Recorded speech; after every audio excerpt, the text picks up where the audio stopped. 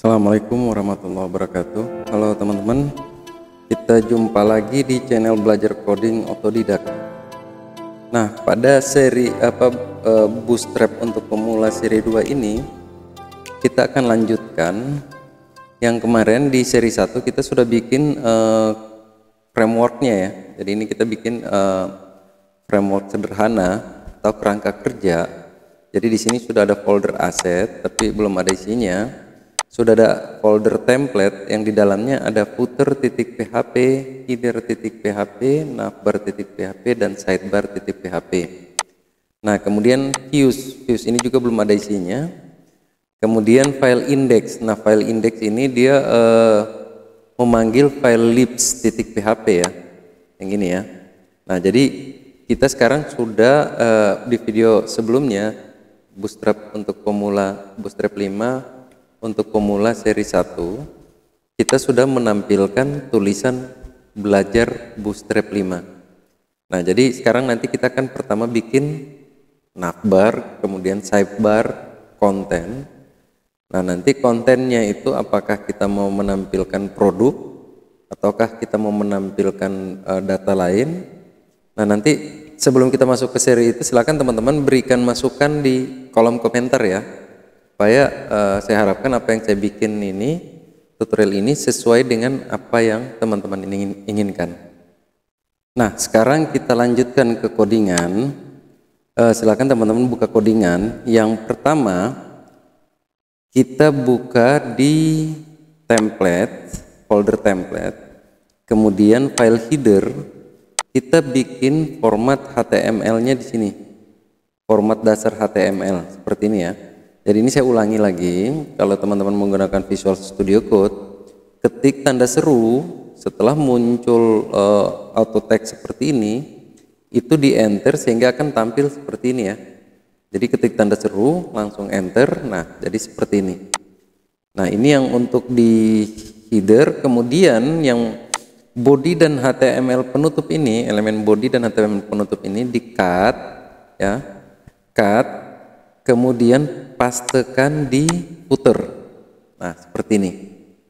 Nah, setelah dibuatkan isi dari file header dan file footer, kedua file ini di save. Kemudian kita buka file index. Nah, di sini kita bikin include, bisa include, bisa recur ons ya. Jadi saya buat aja recur ons. Yang pertama itu header.php. Nah, kemudian di bawah libs ini, oh ya, ini diakhiri titik koma ya. Jadi untuk PHP itu selalu diakhiri dengan titik koma. Nah, kemudian di bawah libs ini kita bikin juga sama, tapi filenya footer ya, footer.php titik koma.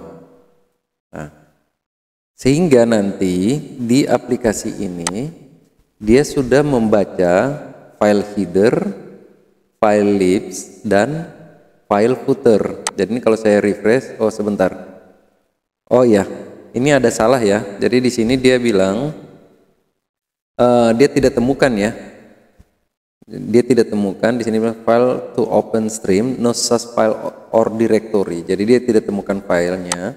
Nah, karena file header dan file footer ini ada di dalam folder template, jadi harusnya bikin template slash ya. Nah, seperti itu. Template ini juga template slash. Nah, seperti itu. Sehingga dia bisa temukan file header dan file footer karena ada di dalam folder template. Sekarang coba kita refresh lagi aplikasi. Nah, normal ya teman-teman ya. Jadi dia sudah dia membaca file header, file libs, dan file footer. Jadi nanti sebenarnya yang kita nanti akan bikin kan ada navbar, ada sidebar, ada konten, ada footer. Nah, jadi seharusnya di sini juga kita tambahkan nih, di bawah header ini kita copy aja ya, yang header ini kita copy, kita tambahkan di sini navbar ya, navbar, Kemudian kita copy satu lagi, kita tambahkan di sini sidebar. Nah, kemudian di save. Jadi nanti di sini, ini saya refresh, nah tidak ada error ya. Nanti di sini yang pertama kita akan bikin navbar. Kita bikin navbar akan menggunakan, kalau di seri CSS dan HTML untuk pemula itu kita menggunakan CSS natif. Kita membuatkan navbar dengan CSS natif. Nah, sekarang kita akan membuat navbar menggunakan Bootstrap. Oke teman-teman, sekarang kita akan buka Bootstrap. Kita akan memulai dengan menggunakan Bootstrap. Silakan teman-teman buka tab baru, ketik Bootstrap 5 ya. Kemudian pilih yang W3 School. Nah, di home ini di sebelah kiri, jadi nanti buka Bootstrap itu tampilannya seperti ini. Sebelah kiri ini kan ada home. Ada home ini, ada get starter. Nah, silakan teman-teman ketik get starter, kemudian scroll ke bawah, scroll terus. Nah, ini ada library-nya, library JavaScript dan dan CSS-nya Bootstrap ya. Ini silahkan teman-teman copy. Kemudian buka codingan, buka file header. Nah, di bawah title ini, nah supaya nanti kita tahu ini library apa, kita komen dulu, kita bikin di sini. Jadi cara komen seperti ini, teman-teman tahan tombol kontrol, kemudian klik tombol slash ya di keyboard, jadi control slash. Nah, di sini saya kasih keterangan Bootstrap 5. Nah, baru di bawahnya saya pastikan library tadi. Nah, seperti ini ya. Jadi keterangan yang ini saya hapus. Nah, ini juga saya hapus. Nah, jadi seperti itu ya. Biar codingannya rapi. Jadi di situ sudah ada keterangan bahwa ini adalah library Bootstrap 5. Nah, sekarang kita lanjutkan. Kita akan membuatkan navbar di sini, di atas tulisan belajar Bootstrap 5 ini menggunakan Bootstrap. Silakan teman-teman buka lagi Bootstrap. Nah, di sidebar ini scroll ke bawah, cari navbar. Nah, yang ini. Nah, navbar kita akan menggunakan yang seperti ini ya. Coba kita scroll ke bawah, kita cari contoh yang seperti itu. Jadi ini ada beberapa contoh ya seperti ini. Nah, itu jadi pilihan teman-teman, silahkan mau menggunakan yang mana. Tapi saya pengen menggunakan yang, nah yang ini ya. Saya pengen menggunakan yang ini. Nah, ini codingannya nih. Jadi sebenarnya ini codingannya. Nah, teman-teman bisa klik ini lengkapnya ya. Jadi kalau yang ini adalah codingan lengkapnya. Tapi karena tadi library-nya ini sudah kita punya, sudah kita ambil tadi ya. Kita taruh di sidebar. Nah, sehingga kita cukup copy yang ini aja teman-teman. Jadi ini kan ini tampilannya. Nah, cukup kita copy yang ini. Jadi silakan teman-teman blok yang ini, blok semuanya, di copy, kemudian buka codingan kita, buka file navbar. Silakan teman-teman pastikan di sini, kemudian save. Nah, setelah save, buka aplikasi, kita refresh. Nah, langsung jadi seperti ini ya. Jadi kalau yang kita bikin bikin navbar di CSS, belajar CSS dan HTML untuk pemula, itu kan CSS-nya kita bikin sendiri ya. Nah, tapi kalau yang menggunakan Bootstrap, kita hanya cukup mengambil HTML-nya, sudah jadi seperti ini karena CSS-nya itu sudah ada di library-nya ini ya. Nah, ini CSS-nya. Jadi mudah ya teman-teman ya, hanya kita copy paste langsung jadi seperti ini. Nah, jadi itu menjadi pilihan teman-teman, tapi tentunya nanti akan ada mungkin CSS tertentu yang harus kita bikin sendiri. Mungkin ada custom-custom yang tidak ada pada Bootstrap, itu kita bisa menggunakan CSS natif. Sehingga ini menggunakan Bootstrap ini mempermudah kita dan mempercepat kita dalam membangun sebuah aplikasi. Kemudian nanti kita akan gantikan logo, kita akan buatkan logo kita di sini, dan juga di sini kita akan ganti backgroundnya ya. Nah, jadi kita nanti akan gantikan background sesuai selera kita. Nah, kita buka codingan di navbar, file navbar. Jadi teman-teman perhatikan ya. Di sini hanya memanggil kelasnya. Kita tidak perlu bikin CSS karena tadi kan CSS-nya sudah ada di sini ya. Jadi kita hanya perlu mengetahui kelas-kelasnya aja, kelas-kelasnya seperti apa. Nah, sekarang kita akan menggantikan backgroundnya ya. Nah, ini kelas backgroundnya. Nah, kalau untuk Bootstrap itu sudah ada standarnya ya. Nah, jadi di sini kalau misalnya kita buka button ya, kita contoh button. Nah, di sini sudah ada warna-warnanya nih. Ini untuk basic, primary, secondary, success, info, warning, dark, danger, dark, like, link. Nah, jadi kalau misalnya tadi kan kita backgroundnya itu dark ya, ini ya, dark. Ya. Nah, kalau misalnya teman-teman mau pakai yang info atau success atau warning, nah misalnya saya mau pakai yang info ya. Nah, teman-teman perhatikan di sini apa namanya kelasnya info ya, tapi ini untuk button. Nah, tapi kalau untuk background kita buka codingan. Jadi perhatikan aja ini nama-nama ini: basic, primary, secondary, success, info, warning, danger, dark, like, dan link. Nah, saya mau pakai yang info. Jadi teman-teman buka codingan, dark ini saya tinggal ganti dengan info. Kemudian save, kita buka aplikasi, kemudian kita refresh. Nah, sudah seperti ini ya teman-teman ya. Jadi mudah ya kalau kita menggunakan Bootstrap. Nah, jadi nanti teman-teman terserah mau warnanya apa, tinggal pilih di sini. Kalau warning dia akan langsung jadi kuning. Coba kita dengan warning ya. Ini saya ganti warning. Kemudian save, buka aplikasi, refresh.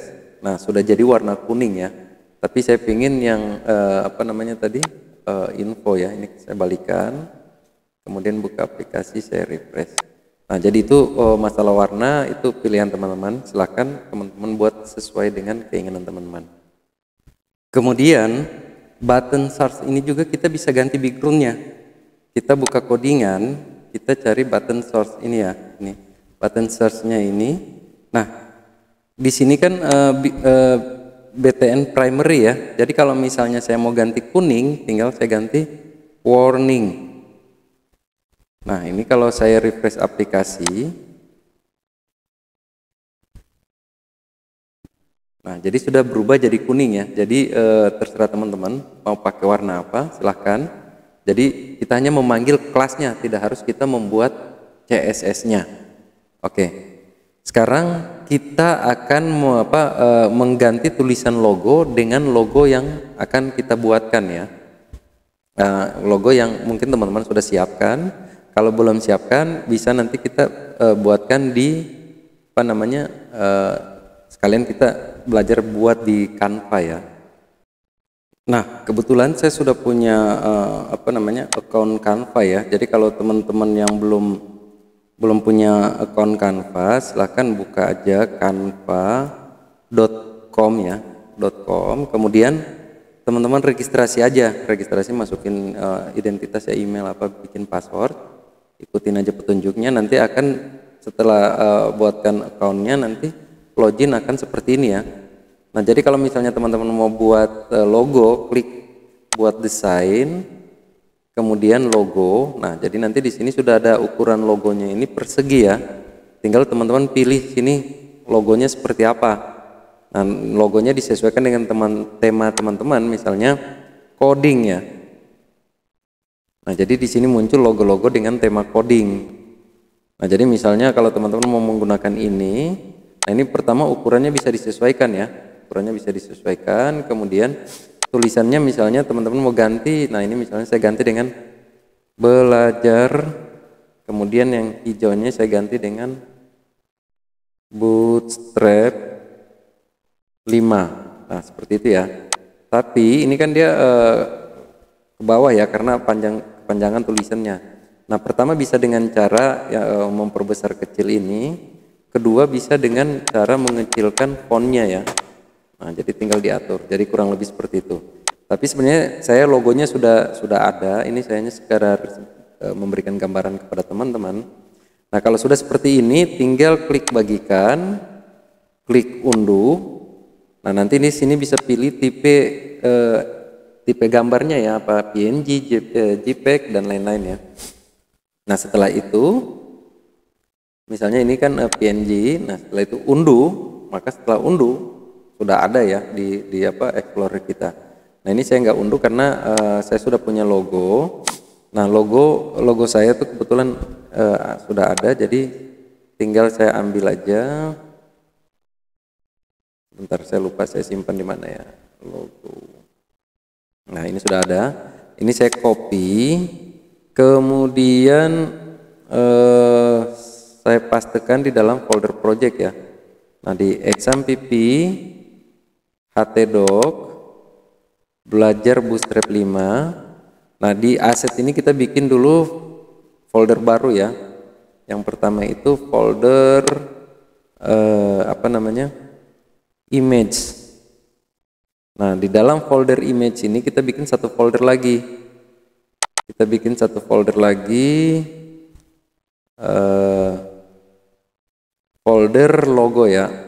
Karena nanti kan ada untuk image itu kan ada logo, ada produk dan lain-lain. Jadi saya pisahkan supaya lebih mudah kita dalam maintenance atau upgrade aplikasi.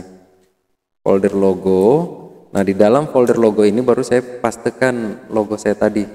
Kemudian saya rename nama logonya itu logo. Nah, seperti itu ya. Jadi logo .png ya. Kalau kita buka codingan, kita buka aset. Nah, sudah ada folder image, sudah ada folder logo. Di dalam folder logo sudah ada logonya ya teman-teman ya. Jadi logonya sudah ada di dalam project kita. Nah, bagaimana cara logo ini kita tampilkan di sini? Kembali ke codingan. Nah, teman-teman perhatikan ya, di sini ada di file navbar ini kan ada logo nih ya. Tulisan logo dihapus, kemudian kita bikin elemen image IMG. Ketik IMG, kalau sudah muncul apa namanya auto text seperti ini langsung enter. Nah, di dalam atribut src ini kita tinggal manggil alamat logo kita. Jadi alamat logonya itu kan ada di dalam folder asset, folder image, folder logo, kemudian nama filenya logo png. Nah, sekarang saya ketik assets slash image slash logo slash logo titik png. Nah, ini kalau saya save, saya buka aplikasi. Nah, sudah ada ya, tapi terlalu besar. Terlalu besar. Kita buatkan ukuran, kembali ke codingan. Jadi ada dua cara. Di sini bisa langsung bikin aja misalnya width, enter. Misalkan width-nya coba saya 99 pixel ya. Ini kalau save, refresh aplikasi, save. Nah, jadi kurang lebih seperti ini ya, tapi terlalu besar. Coba 77. Masih besar juga, 33. Oh, terlalu kecil, 55. Nah, jadi kurang lebih seperti ini ya teman-teman ya, logonya. Nah, itu dengan cara kita, tapi masih ini juga ya, coba seandainya 47 ya, 47. Nah, kurang lebih seperti itu. Jadi nanti teman-teman bisa atur sesuai selera teman-teman ya. Nah, jadi ada dua cara. Pertama dengan cara membuat ukurannya di HTML. Cara kedua kita bisa menggunakan CSS. Nah, caranya di folder asset ini kita bikin satu file baru namanya style.css. Nah, jadi di dalam folder asset, ini ada folder style CSS. Kita bikin, jadi kita lihat dulu apa namanya posisi image ini, logo ini kan ada di dalam kelas navbar ya. Karena nanti kan ke depan tuh kan ada banyak image. Atau di sini kita bikin kelas logo ya. Nah, ini kita hapus. style ini hapus. Di sini kita tambah atribut kelas. Kelas, nama kelasnya logo. Nah, setelah kita bikin seperti itu, di CSS-nya kita bikin kelas logo, titik logo. Nah, kemudian kita bikin width, tadi berapa ya? 47 ya? 47 px. Nah, ini kalau kita save, kita refresh aplikasi, belum terpengaruh ya CSS-nya. Kenapa?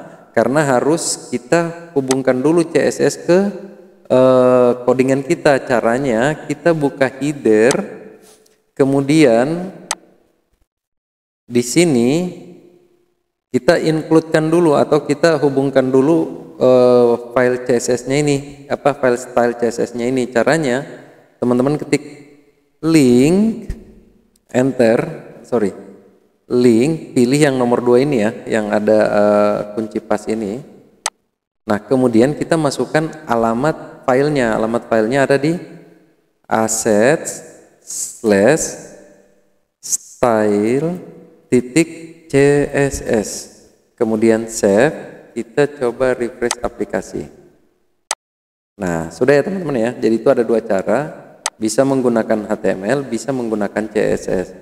Tapi kalau menggunakan CSS gini, jadi codingannya tuh lebih rapi ya. Di sini hanya kita menggunakan kelas. Kita tidak menggunakan atribut kita nggak menggunakan atributnya HTML, atau kita juga tidak menggunakan atribut style di sini, tapi kita hanya menggunakan kelas. Nah, jadi seperti itu ya teman-teman. Jadi saya ingatkan lagi, teman-teman harus pastikan bahwa penempatan file ini tepat di dalam foldernya ya. Jadi supaya panggilnya juga harus sesuai, karena kalau nggak sesuai, jadi kalau kita manggil alamatnya seperti ini, kalau nggak sesuai, maka tidak akan berfungsi. Jadi untuk pastikan lagi, teman-teman bisa buka di di Explorer, kemudian buka foldernya. Nah, lihat posisinya nih, style CSS-nya nih ada di dalam folder asset. Jadi dipastikan penempatan filenya itu sesuai dengan yang alamat file yang kita panggil di codingan ya, sehingga semuanya bisa berfungsi dengan baik. Karena kalau tidak, nanti yang tadi kita sudah bikin size-nya itu tidak berjalan, sehingga ini tetap besar seperti yang di awal tadi. Kemudian teman-teman perhatikan ya, ini kan kalau saya pakai background biru, background info, ini fontnya ini colornya putih, kurang kelihatan ya. Nah, ini saya akan gantikan dengan warna hitam ya. Jadi colornya black atau hitam. Sekarang teman-teman buka codingan, kita akan bikin CSS-nya. Nah, di sini kan teman-teman perhatikan ada kelas knife item. Jadi menu ini kan ada dalam elemen A ya. Elemen A. Nah, ini elemen A ya. Ini ada 3 elemen A. Nah, ketiga elemen A ini ada di dalam kelas item. Nah, sekarang kita bikin CSS-nya. Tadi kelasnya apa ya? Nav item ya. Nah, kita bikin CSS-nya. Titik nav min item spasi elemen A, buka kurawal, enter. Nah, kita ganti colornya, misalnya black ya. Nah, bisa black, bisa juga kalau kita menggunakan kode itu pagar 000. Nah, seperti itu ya teman-teman ya. Ini kalau saya save, kita refresh aplikasi. Nah, jadi seperti ini ya. Jadi kalau teman-teman mau ganti warnanya, silahkan, caranya seperti itu. Kemudian nanti kita akan ganti home, kemudian mungkin produk atau apa gitu. Nanti kita sesuaikan ya. Jadi silahkan teman-teman memberikan masukan di komentar. Kita website ini kita akan membuat apakah seperti toko online kita menampilkan produk, atau kita menampilkan data menggunakan tabel untuk kantoran, atau apa. Jadi sebelum saya lanjutkan, baiknya teman-teman berikan masukan sehingga nanti seri ini yang saya buatkan tutorialnya itu sesuai dengan yang teman-teman harapkan.